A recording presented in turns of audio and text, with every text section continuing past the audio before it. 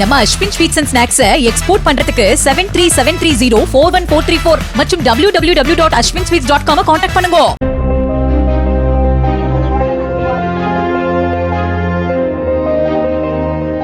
தூத்துக்குடி மாவட்டம் சாத்தான்குளம் டிஎஸ்பி அலுவலகத்தில் காவலராக வேலை பார்த்து வரும் விக்ராந்த் என்பவர் தேரிப்பனை அருகே குடும்பத்தோடு வசித்து வந்துள்ளார். விக்ராந்தின் தாயாரான 70 வயதான வசந்தா மட்டும் சிஎஸ்ஐ கோயில் தெருவில் தனியாக வசித்து வரும் நிலையில் விக்ராந்த் அடிக்கடி சென்று பார்த்து வந்துள்ளார். வசந்தா மாலை நேரங்களில் அக்கம் பக்கத்தினரோடு வீடுகளில் அமர்ந்து பேசுவது வழக்கமாக வைத்திருந்த நிலையில் கடந்த 14ஆம் தேதியன்று வீட்டை விட்டு வெளியே வராமல் இருந்துள்ளார். பக்கத்து வீட்டுக்காரர் வசந்தா வீட்டிற்கு சென்றபோது வீடு பூட்டி இருந்தது தெரிய வந்துள்ளது. உடனே வீடு பூட்டி இருக்கும் தகவலை அக்கம் பக்கத்தினர் வசந்தாவின் மகனும் காவலருமான விக்ராந்திற்கு போன் மூலம் தெரிவித்துள்ளனர். விக்ராந்த் தனது நண்பர் ஒருவரை தாயாரின் வீட்டிற்கு சென்று பார்க்குமாறு கூறியுள்ளார். அந்த நண்பரும் அங்கு சென்று வீடு உட்பக்கம் பூட்டியிருப்பதை அறிந்து பின்பக்க கதவை திறந்து கொண்டு வீட்டின் உள்ளே நுழைந்துள்ளார்.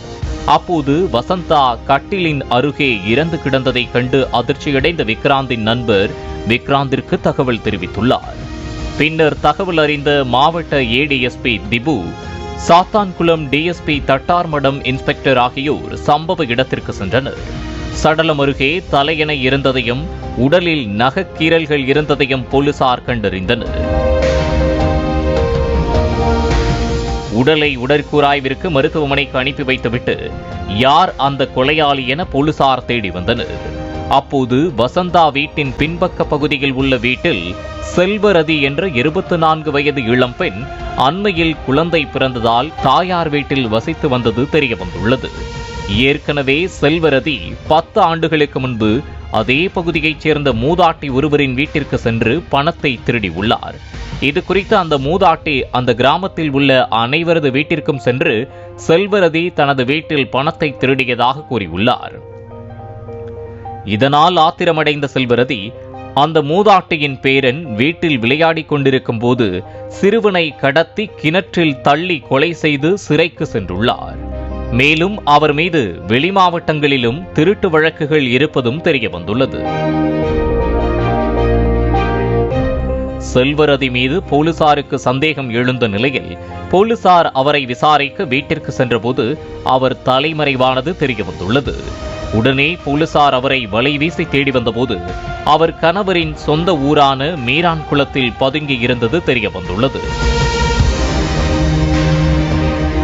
போலீசார் செல்வரதியை கைது செய்து விசாரணை செய்தபோது தனியாக இருந்த வசந்தியின் நகைகளை கொள்ளையடிக்க வீடு புகுந்த செல்வரதி வசந்தாவை தலையணையால் அழுத்தி கொலை செய்ததும் கழுத்தில் அணிந்திருந்த 8 சவரன் நகைகளை எடுத்து தப்பித்துச் சென்றதும் தெரிய வந்துள்ளது.